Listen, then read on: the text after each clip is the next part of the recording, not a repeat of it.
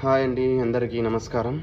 మీకు తెలుసా, మీ సాలరీ అంటే మీ జీతం 21,000 కంటే తక్కువ ఉంటే మీకు ఈఎస్ఐ కార్డ్ ఎలిజిబిలిటీ ఉంది అని. ఈరోజు నేను చెప్పేది ఏంటంటే, మీరు ఎక్కడైనా సరే, ఏ ఆర్గనైజేషన్ అయినా సరే వర్క్ చేస్తున్నప్పుడు మీ యొక్క జీతం 21,000 కంటే తక్కువ ఉందనుకోండి, మీకు మీ శాలరీలో నుంచి, మీ జీతంలో నుంచి కొంచెం అమౌంట్ అనేది ఈఎస్ఐకి కట్ అవుతుంది. అది మీ ఒక్కరికే కాకుండా మీ వైఫ్, తల్లిదండ్రులకు ఉపయోగపడుతుంది. ఎలా అంటే, మనకు హైదరాబాద్ లో లైక్ ఈఎస్ఐ హాస్పిటల్ అనేది ఉంటది. నాచారంలో ఇంకో బ్రాంచ్ ఉంది. ఇక్కడ మీ శాలరీలో నుంచి కట్ అయిన అమౌంట్ ఎవ్రీ మంత్ కట్ అవుతుంది. అందులోకించి ఈఎస్ఐ కి పే అవుతుంది అనమాట. మీరు ఏం చేయాలి, మీ ఆర్గనైజేషన్ లైక్ మీ హెచ్ఆర్ డిపార్ట్మెంట్ వాళ్ళని కనుక్కోండి. ఫస్ట్ కనుక్కొని మీకు ఒక ఈఎస్ఐ నెంబర్ అనేది ఉంటది. దాంతో ఆధార్ కార్డ్ లింక్ ఉందా లేదా అని హాస్పిటల్ కి ఇచ్చి చెక్ చేసుకోండి. దాని త్రూ మీకు ఏమున్నా, ఏం సర్జరీస్ ఇస్తున్నా, ఏం ట్రీట్మెంట్లు ఉన్నా ఎవ్రీథింగ్ అనేది ఫ్రీ అయిపోతుంది ఈఎస్ఐ హాస్పిటల్లో. ఇది తెలుసుకోండి.